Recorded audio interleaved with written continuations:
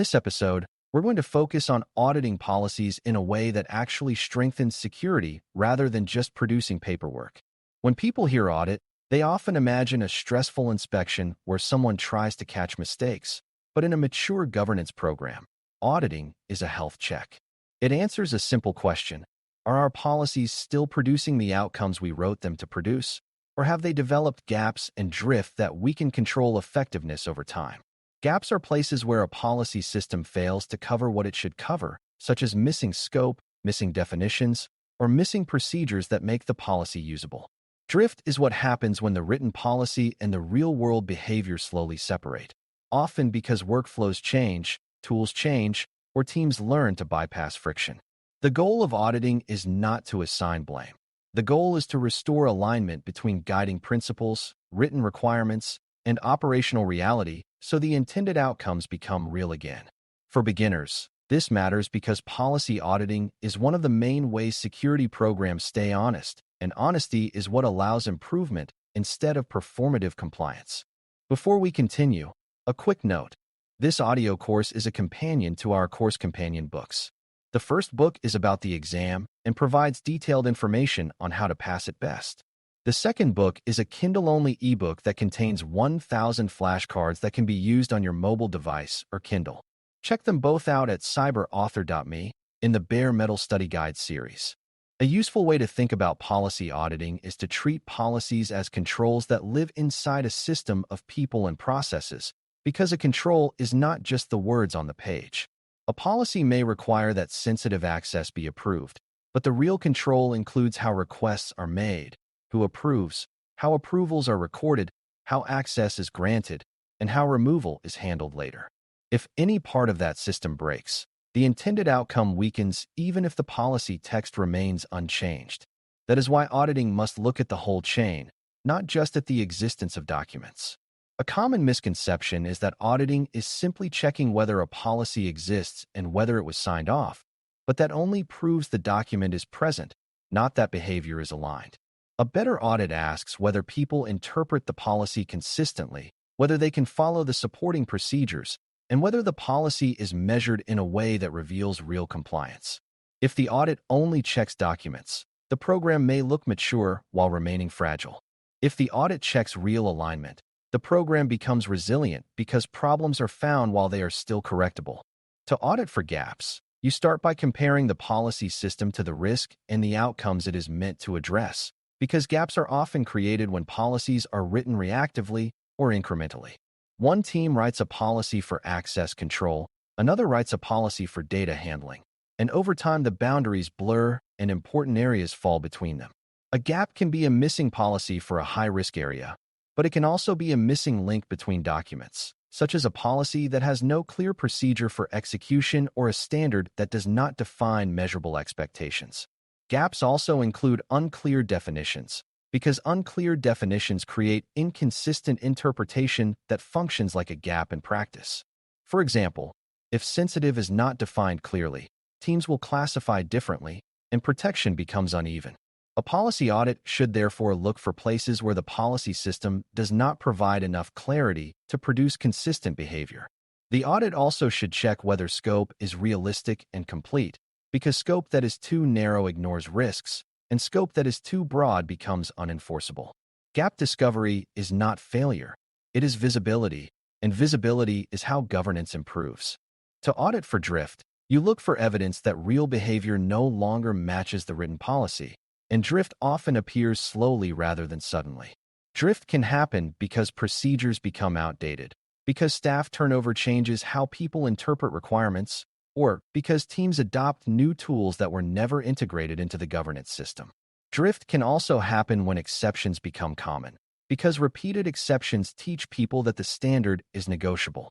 Another form of drift is inconsistent enforcement, where some teams are held to a policy while others are not, which encourages workarounds and erodes trust. Detecting drift requires looking at practice, not just words, and that means examining how tasks are actually performed in daily operations. If the policy requires approval but approvals are routinely skipped or recorded inconsistently, drift is present. If the policy requires timely reviews but reviews are delayed without consequence, drift is present. Drift is not always malicious. It is often the natural result of pressure and complexity. Auditing makes drift visible so it can be corrected before it becomes the new normal. A strong policy audit also checks whether the policy still aligns to guiding principles, because drift can occur at the intent level, not just at the execution level. Over time, a policy may accumulate edits that respond to specific incidents or stakeholder demands, and those edits can gradually change what the policy is really doing. This is how policies become contradictory, confusing, or overly detailed in ways that make them harder to follow. Guiding principles act as the anchor that lets you evaluate whether the policy still expresses the original protective outcome. If the principle is to minimize unnecessary access, but the policy has evolved into a complex approval ritual that does not actually reduce access scope, then the policy may be drifting away from the outcome. Auditing for principle alignment helps you distinguish between policies that are actively protecting and policies that are performing. It also helps you decide whether the fix should be procedural, like improving execution, or structural, like rewriting the policy for clarity and coherence. For beginners, this is an important insight. A policy can be followed perfectly and still fail its intent if the intent got lost. Audits should therefore verify outcomes, not just compliance rituals. Evidence is central to policy auditing, because without evidence, audits become debates based on anecdotes. Evidence can include records of approvals, logs of sensitive actions, exception records, review records, and measurement indicators that show adoption and compliance trends. The evidence does not have to be perfect, but it must be consistent enough to support conclusions. When evidence is missing, that absence is itself a finding, because it means accountability and measurement are weak.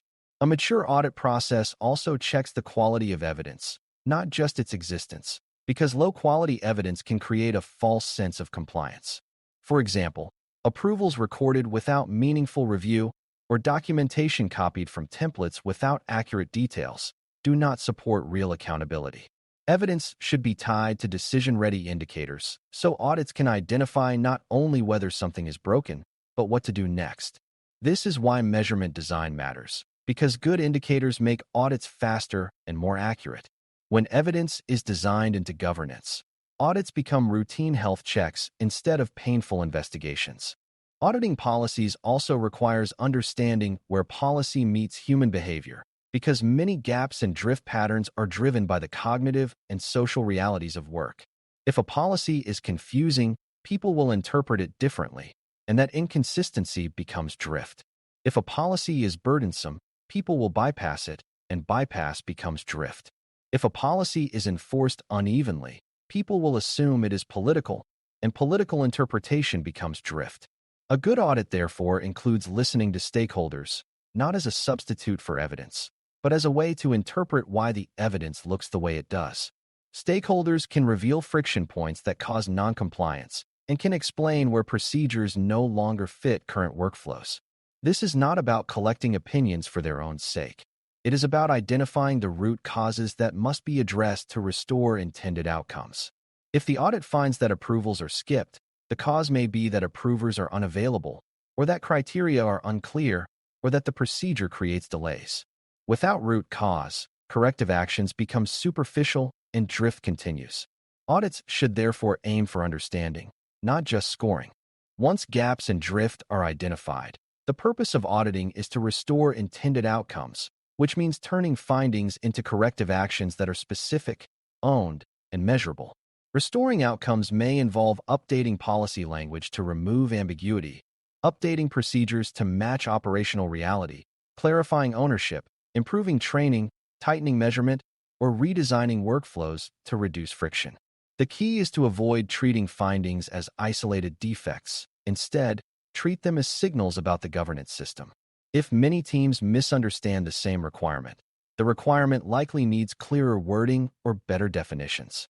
If exceptions are repeatedly requested for the same control, the policy may be unrealistic or the organization may need investment to meet the standard. If enforcement varies by team, accountability and leadership alignment may be the issue. Corrective actions should include timelines and follow-up checks, because otherwise audits become recurring reports with recurring problems. A mature program uses audits to create a cycle of improvement, where each audit reduces drift and strengthens controls over time. Policy audits also need to be designed so they do not become performative or punitive, because punitive audits reduce honesty and increase hiding. When people fear punishment, they become more likely to conceal issues, and concealed issues become invisible risk. A healthier approach is to treat audits as collaborative problem-solving, where the goal is to bring systems back into alignment. This does not eliminate accountability. It changes how accountability is expressed. Accountability can still require remediation, and repeated neglect can still have consequences, but the default posture should be learning and correction. This posture increases the quality of evidence and the willingness of teams to report problems early, which makes governance stronger. It also builds trust in the audit process, which matters because audit findings are only useful if stakeholders accept them as fair and accurate. For beginners, remember that effective governance depends on transparency and trust, and audits can either strengthen that trust or destroy it, depending on how they are conducted. Auditing is a tool, and the way you use the tool determines whether it builds resilience or resentment. Auditing for drift should also include checking the policy lifecycle itself, because drift often happens when ownership and cadence are weak. If policies are not reviewed on schedule, outdated language persists. If owners are unclear, questions go unanswered, and teams invent local rules. If measurement is not maintained, indicators stop reflecting reality, and drift goes unnoticed. A policy audit can therefore evaluate governance maturity by checking whether policies have named owners, whether review cycles are being followed, and whether changes are controlled and communicated. This kind of meta-audit is valuable because it addresses root causes rather than symptoms. If the lifecycle machinery is working, drift is less likely to accumulate because the system detects and corrects it regularly. If the lifecycle machinery is broken, drift becomes inevitable, no matter how well the policies were written initially. For exam thinking, mature governance includes lifecycle management, and audits that check lifecycle health are often described as best practice because they prevent recurring failures. In other words, auditing is not only about the content of policies. It is about the system that keeps policies alive. As we close, auditing policies for gaps and drift is how you restore intended outcomes and keep governance aligned with reality. Gap auditing checks whether the policy system provides enough coverage, clarity, and supporting artifacts to guide consistent behavior. Drift auditing checks whether real behavior still matches policy intent and requirements, and it reveals where operational reality has pulled the organization away from its standards. Evidence, stakeholder insight, and decision-ready indicators make audits accurate and actionable, while corrective actions with ownership and follow-up make audits meaningful. The most important mindset is that audits are a feedback mechanism, not a punishment ritual, because the goal is to improve control effectiveness, not to score people. For exam thinking, look for answers that emphasize alignment to guiding principles, verification through evidence, and continuous improvement through lifecycle governance. When audits are used this way, policies stop being static promises and become living controls whose effectiveness is monitored, corrected, and strengthened over time. In cybersecurity, that cycle is what prevents slow drift from turning into sudden failure, and it is one of the most practical ways to keep risk reduction real. Thanks for listening. For more audio courses, daily newsletters, and more, please visit BareMetalCyber.com.